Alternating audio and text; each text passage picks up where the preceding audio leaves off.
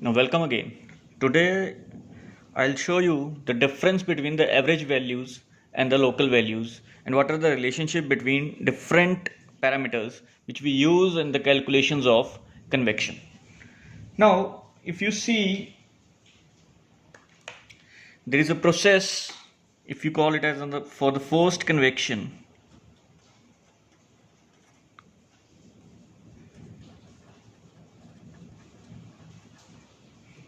Right?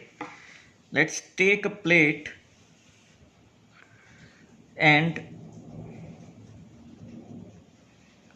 if this plate is at a temperature of Ts and there is a velocity by which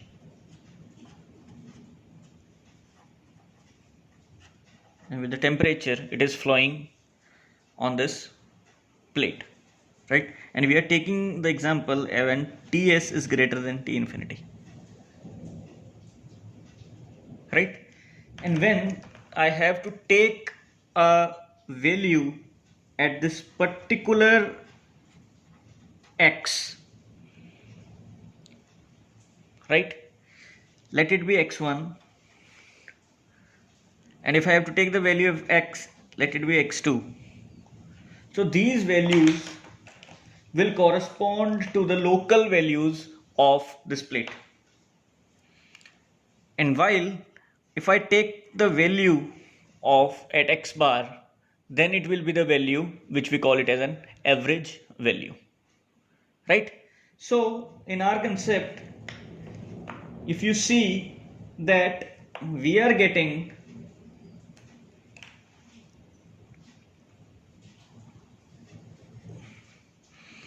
this as a boundary layer, right? And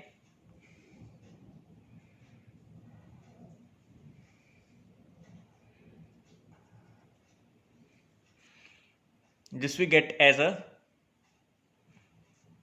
velocity profiles, and on this point and on this point we'll say that du by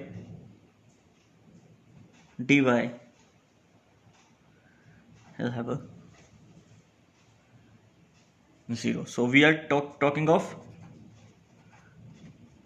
zero slip over this, right? So now my concern here is that if I calculate the value of h at this point, right? So I'll get the different h and I'll get the different h over here. And if I have to calculate the average h, then what should be the value, right? And similarly, if I have to calculate this h, I have to calculate the Nusselt number, right? Now there is the concept. So there is a concept of local heat transfer coefficient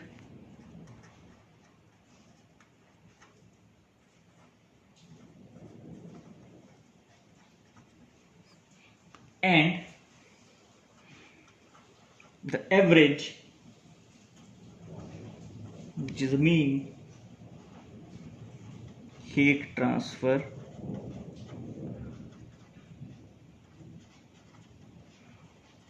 coefficient, right? So if I have to calculate this h, let's say at x1, right? So I'll write that what is the Q by A heat flux at the ball, which is a function of x,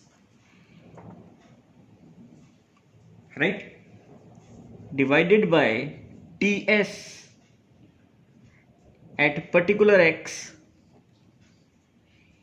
let it be x1, and what should be the temperature of the fluid at that x1. Similarly, if I have to calculate hx2, so I'll find that Q by A at W which is a function of x divided by ts at x2 minus tf at x2. So this is the way we'll get the local h, that is the heat transfer coefficient, with respect to x, right? And if you have to calculate the average value of this, then we'll write h bar, which means h average is nothing but q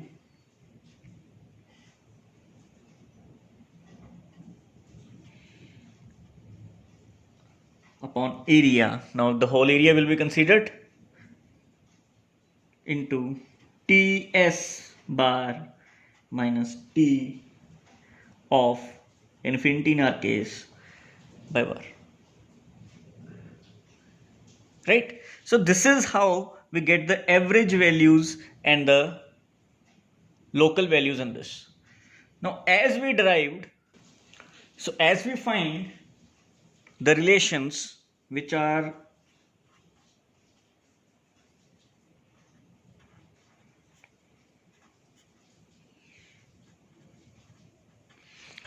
we are concentrated to the local value of this Reynolds number, right? And if you remember, we also derived when Prandtl number is this, then the Nusselt number at that particular x is 3 by 2 root 8 of Reynolds number the power half into Prandtl number the power half. And if the Prandtl number is greater than that of 1, then we have find that this value is 0.332 of Reynolds number the power half into Prandtl number the power 1 by 3. Right? Now, our question is that what is the relation of this Nusselt number local with the Nusselt number average? Right? And similarly, if you remember, we get CF at that particular x, right? So the value of that we'll calculate today. And what is the relation of this with respect to this average along the length,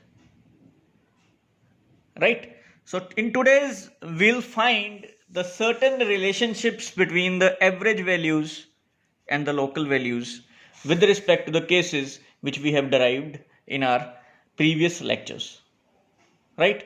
So let us start by the concept of coefficient of friction, right? And we'll see what is the relationship between these two and what is the value of this. Now, if you remember that the shear stress over a flat plate is given by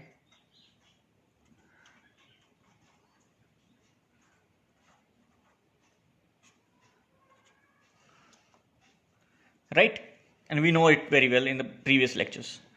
So you also know that the tau x is nothing but it is a function of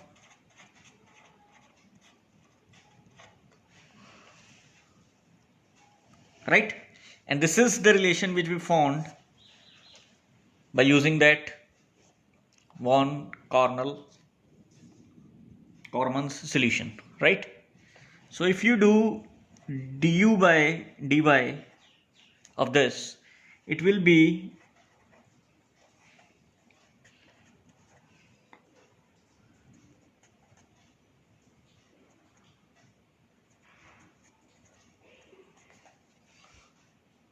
right? And at y equal to 0, it will be 3 by 2 upon del, right? So this tau x will be 3 by 2 mu, then I'll get u infinity by delta.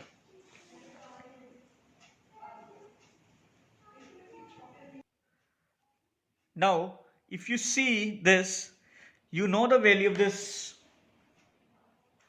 delta because we get this value of delta which is equal to the value delta by x is equal to 4.64 by Reynolds number, right? So this tau x will be 3 by 2 this by 4.64 x into Reynolds number dx, right? And you know the Reynolds number is equal to u x by kinematic viscosity,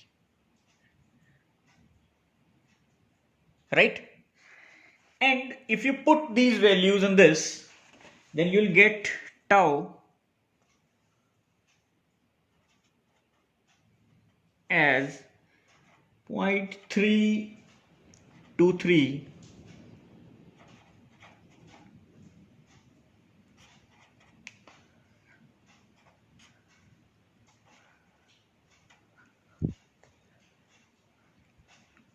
right?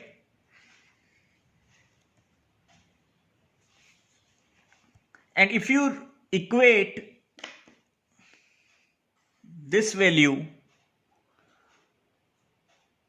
here, right? So if you equate these two, you'll get that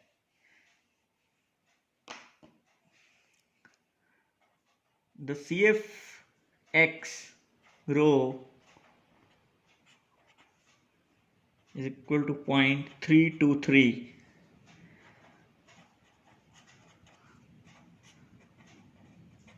of this Reynolds number, right? And the CFX will be 0.646, right? I'll get mu by rho square x, and in this root we'll get u infinity x by kinematic viscosity, right? So here this will cancel out and these terms will go inside this, so I'll get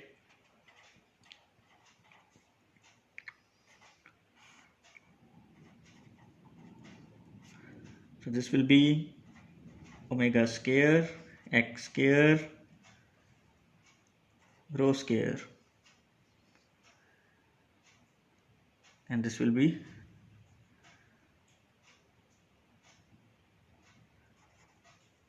mu square, right?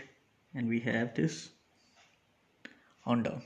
So this ratio again is a mu square, right? So x cancels, this cancels, so I'll get here as 0.646 root of mu square upon mu. So this mu cancels, and this is nothing but it is a Reynolds number, right? So it will be 0.646 times the root of Reynolds number at that particular x.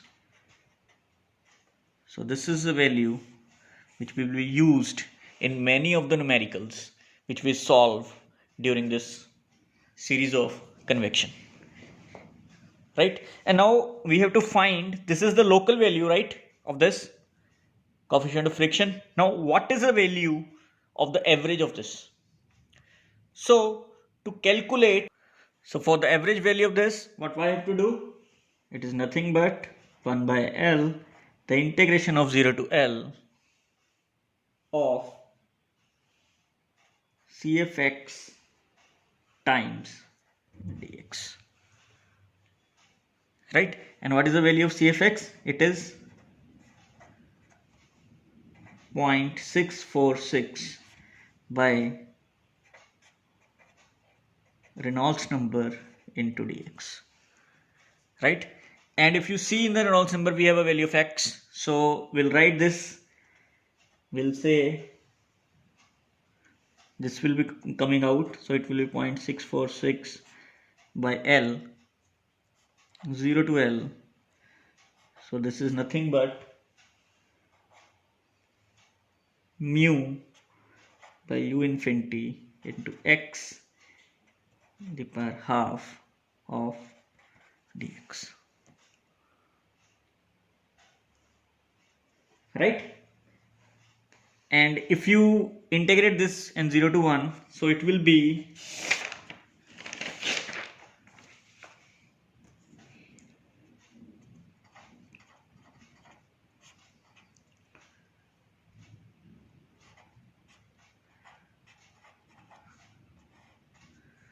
so integrated, it will be, and I'll get minus half plus 1 0 to L, right? And if I put the value, so I'll get 0.646 by L root V by kinematic viscosity mu by u infinity, it will be 2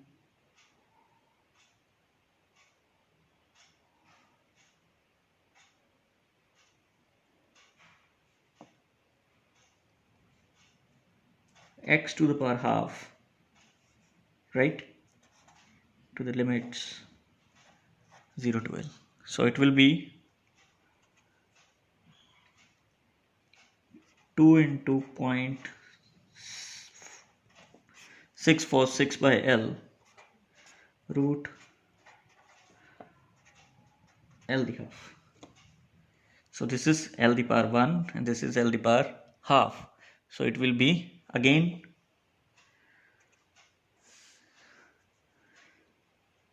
1.292. I'll get V U infinity L, which is nothing but again the Reynolds number. So it will be equal to 1.292 upon Reynolds number along L. So if you compare this relation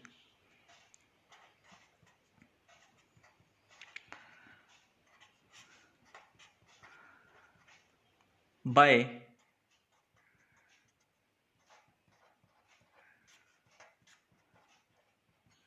this relation, so you can clearly see that this value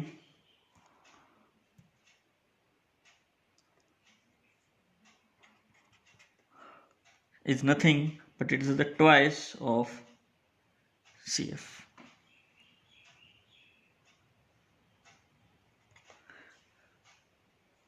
right?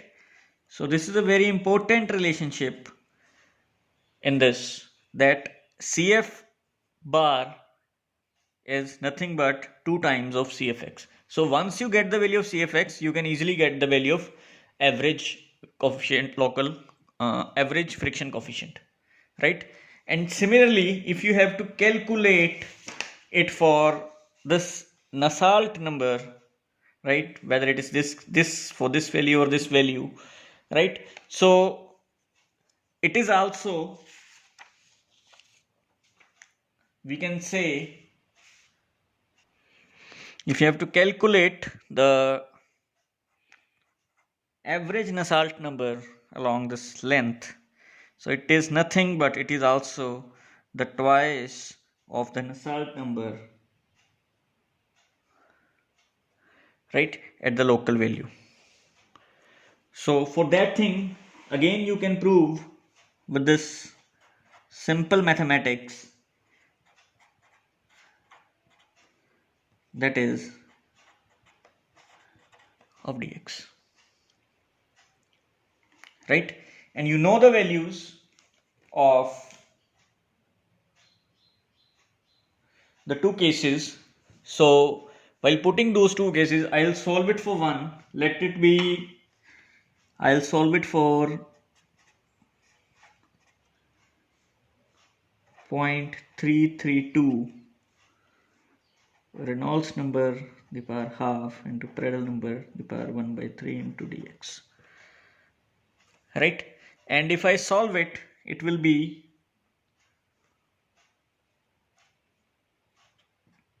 1 by L into 0.332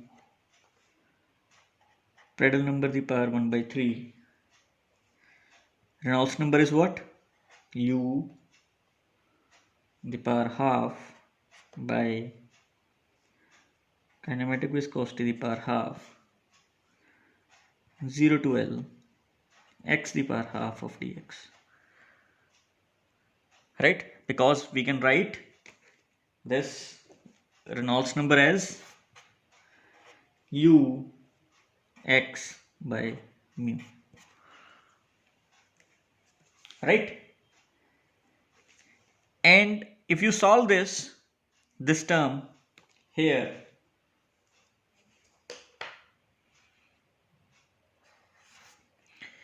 it comes to be L to the power half.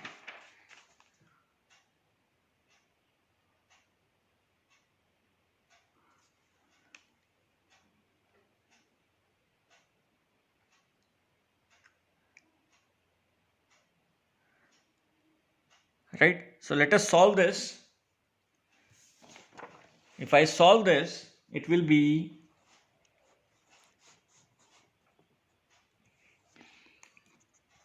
1 by L 0.332 Prandtl the number 1 by 3 into U by into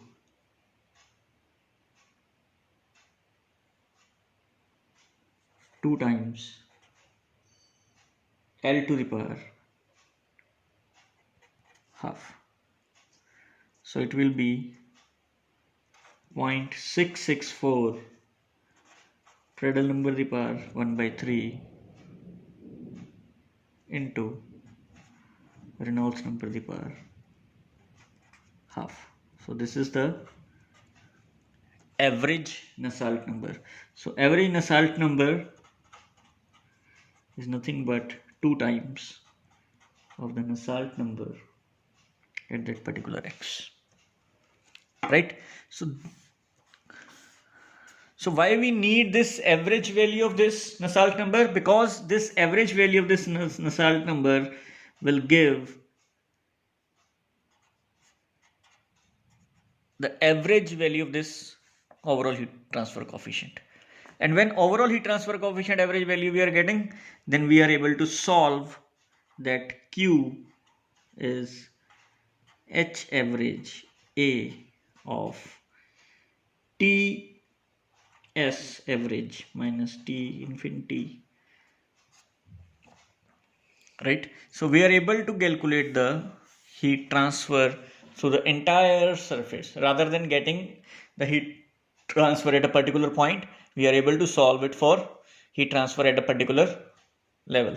Now, up to this point, what we have done in this convection series, we have now with this much of understanding of thermal boundary layer and the velocity boundary layer and the basics of fluid mechanics, what we have used in this, what are the momentum equations, what are the energy equations, right?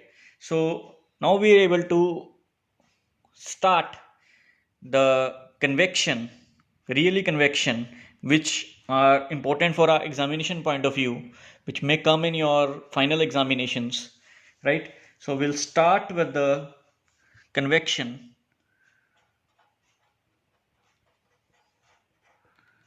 Now under this convection you have to study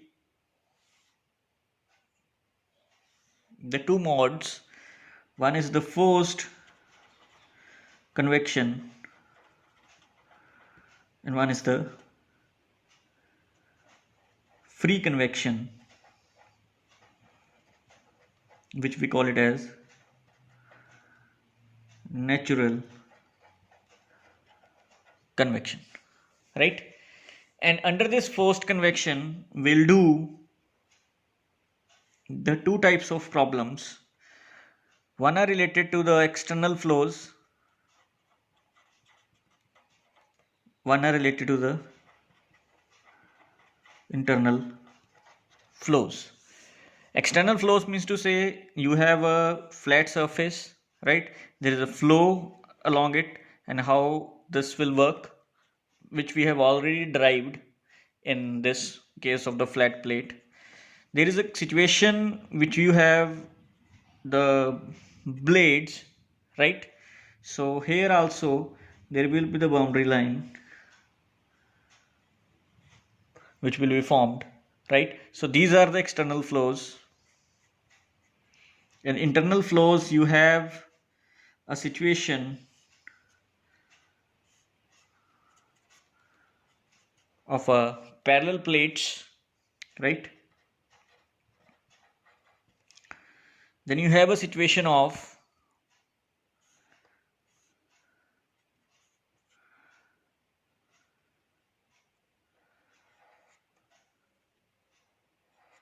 the pipes,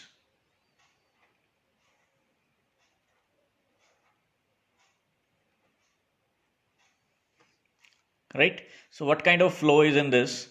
And of course we'll study the natural convection also. So we'll have to use the various correlations which are derived by this, the integral methods or the complex mathematics. But in your syllabi we don't have to do that kind of a mathematics in solving those kind of problems. We'll use the correlations, right? And to get the solution out of it. So in the next lecture or in a video we'll describe the forced convection and the free convection. Then we'll able to draw the boundary layers between the external, for the external flows as well as for the internal flows, right? So thank you.